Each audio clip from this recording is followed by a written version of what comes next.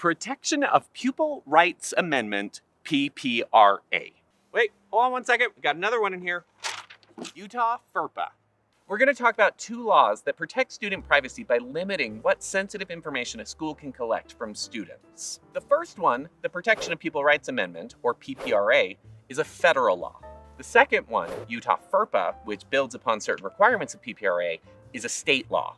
Both laws require LAs to have policies that relate to providing notice to parents of certain data collections, getting consent from parents for those data collections, and allowing parents to inspect and review materials and surveys that will be administered to the student. PPRA requires that these policies be developed in consultation with parents. Speaking of parents, let's focus on their notification rights. Notice and opt-in consent is generally required for protected information surveys. Note, the exact method doesn't have to be a survey. It could be a psychological or psychiatric test, exam, or treatment, an analysis, or an evaluation, regardless of the method used. The main question you need to answer is if the evident intended effect is to have the student reveal any of the following information about themselves or a family member. Political affiliations or beliefs, mental or psychological problems, sex behavior, orientation, or attitudes, illegal, antisocial, demeaning, or self-incriminating behavior, critical appraisals of others with whom students have close family relationships, whether they're a Capulet, a Montague, or goes by any other name, legally recognized privileged relationships, such as those with lawyers, doctors, or ministers, religious affiliations, practices, or beliefs. So look, you can ask him if he's a merchant, you can ask him if he's from Venice, but you can't ask him his religion. Prick him, and does he not bleed? Or income, except as required by law to determine program eligibility. Note that it doesn't matter if the survey is anonymous or personally identifiable. If the evident intended effect is to have them reveal this information, then the requirement is triggered. Now, the term evident intended effect is important. It wouldn't apply to a teacher discussing any of these topics as part of the curriculum. It also wouldn't apply if the student decided to spontaneously share any of the protected information. Also note that parents will have the right to inspect and review any materials related to the protected information survey. And this includes instructional materials used as part of the curriculum.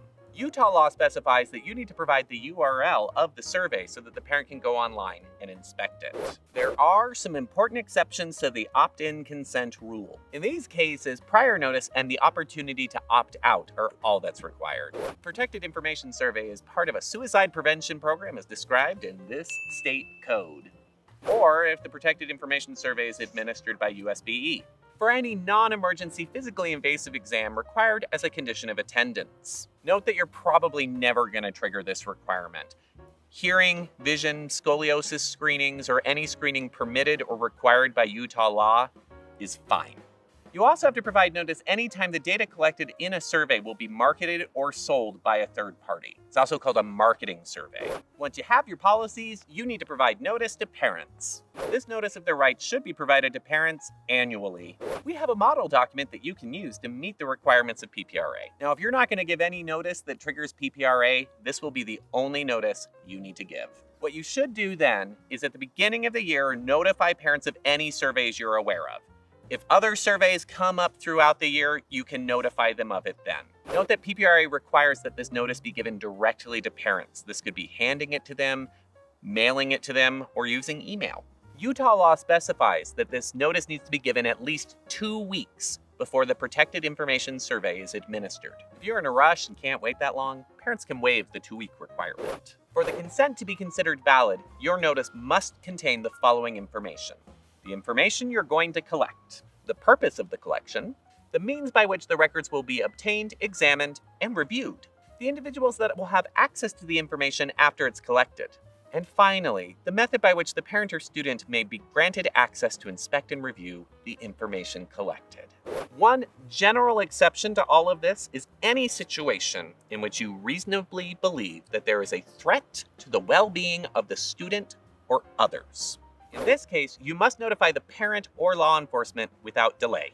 In cases of potential child abuse, you would report to the Division of Child and Family Services, DCFS, and they'd be the ones who would notify the parents. But remember, in all these situations, even though you'll be able to ask about protected information, You want your interventions to be as minimal as possible to protect the student's safety. Utah law further specifies that you need to provide in-service to teachers and administrators regarding this law. The exact frequency and content of the training is up to you. We've already created a video on Utah FERPA, which you're welcome to use. Now, what happens if we don't follow these laws? PPRA is a federal law, and it's enforced by the U.S. Department of Education, very similar to FERPA. So parents can file a complaint with the Student Privacy Policy Office. Teachers that violate your PPRA policy may also be subject to UPAC or other local discipline. In summary, the Protection of Pupil Rights Amendment and Utah FERPA were both created to provide a level of privacy protection for students and their families. In order to do this, you'll need to focus on 3 key points. Make sure your LEA policies are up to date. Notify parents annually, and train educators as frequently as needed. Or to sum it as the Bard might, all the world is a stage, and all the men and women, merely players. They have their exits and their entrances, and one man in his life plays many parts. Some of those parts, the academic ones, you're going to need to know a lot about. But those personal ones, you might need to get parental consent first.